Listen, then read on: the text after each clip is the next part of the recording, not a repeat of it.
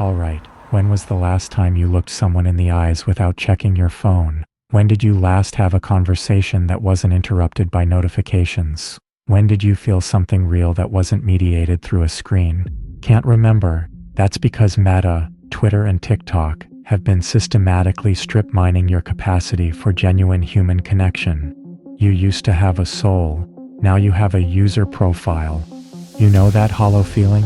That gnawing emptiness even when you're surrounded by hundreds of friends online? That's not depression. That's the void where your humanity used to live. The part of you that could connect, empathize, and feel without algorithms telling you how.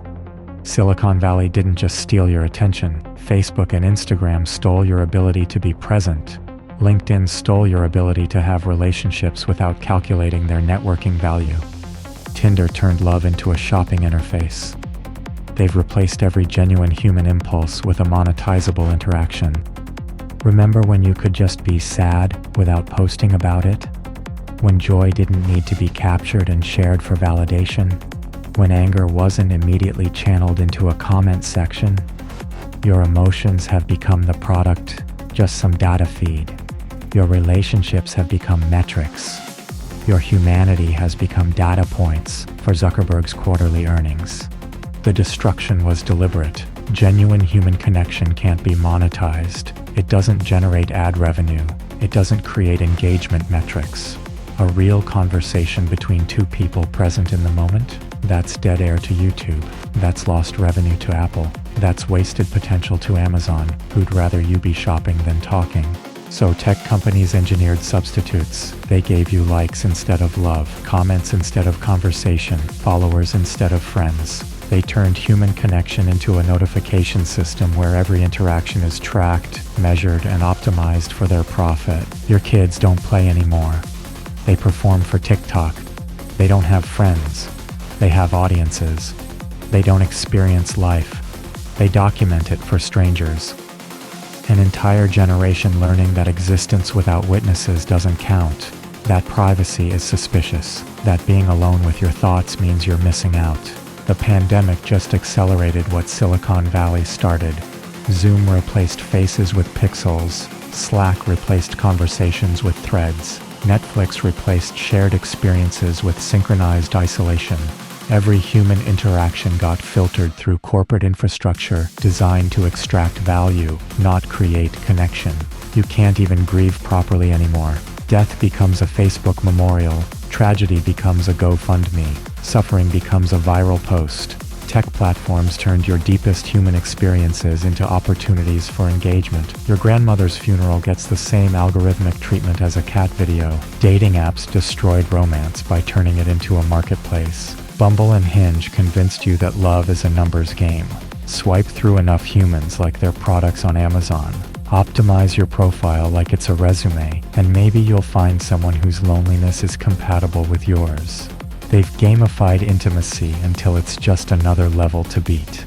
Corporate America loves this shit. Lonely workers don't organize. Isolated consumers buy more. People desperate for connection will pay premium prices for parasocial relationships with influencers, streamers, and AI chatbots. Microsoft and Google are literally building artificial friends because real human connection threatens their business model. Your empathy got weaponized too. Every corporation from Nike to ExxonMobil runs manipulative campaigns designed to trigger your compassion for profit. They've turned caring into a marketing strategy. Your desire to help becomes their quarterly growth. Your humanity becomes their brand activation. Social media trained you to see human suffering as content to scroll past. Another shooting, another disaster, another tragedy. Swipe, like, share, move on. Facebook's algorithm doesn't distinguish between your cousin's wedding and a genocide. It's all just engagement opportunities. They've made you numb to protect their metrics. The substitute connections they sell are killing you. Literally. Loneliness is deadlier than smoking, but Philip Morris never figured out how to make isolation addictive and profitable. Tech companies did. They're selling you digital cigarettes for your soul, and you're chain smoking them. You text instead of talking. You emoji instead of emoting. You broadcast instead of sharing. You're performing intimacy without experiencing it. You're going through the motions of human connection while the actual capacity atrophies like an unused muscle. Even your compassion got commodified. Charity becomes a photo op for Instagram. Activism becomes a hashtag. Empathy becomes a brand position. Companies like Patagonia and Ben & Jerry's turned your desire to care into consumer choices. They're selling you the feeling of making a difference while nothing actually changes. Here's the fucked up part. You know this. You feel the void. You recognize the hollowness. But knowing doesn't fill the emptiness. Because the infrastructure for genuine human connection has been demolished and replaced with profitable substitutes that leave you starving while feeling full. The old gathering places are gone. Churches, empty. Community centers, defunded. Local businesses, crushed by Amazon. Public spaces, surveilled and monetized. Where do you go to be human with other humans without a corporation mediating the interaction? Your children will never know what you've lost. They're growing up in a world where every relationship is performed for an audience, where solitude is suspicious, where privacy is extinct, where love comes with terms of service. They're natives in a world without souls, and they don't even know what they're missing. Want to reclaim your humanity? Start by looking up, make eye contact, have a conversation without documenting it, feel something without sharing it, be present without proof, help someone without posting about it, love someone without optimizing for compatibility metrics. But you won't, because the void is comfortable now. The emptiness is familiar. The substitutes are convenient. Real human connection is messy, inefficient, and unprofitable. It requires vulnerability that your curated online presence can't afford, so you'll keep scrolling through the void where your soul used to be, hoping the next update might fill it. Spoiler alert, it won't. The emptiness is the product. The void is the feature. Your missing humanity is their business model. The saddest part? You had everything you needed for human connection before they sold you solutions. You had eyes that could see suffering, hands that could help, a voice that could comfort, a heart that could feel. You had it all, and you traded it for a notification sound.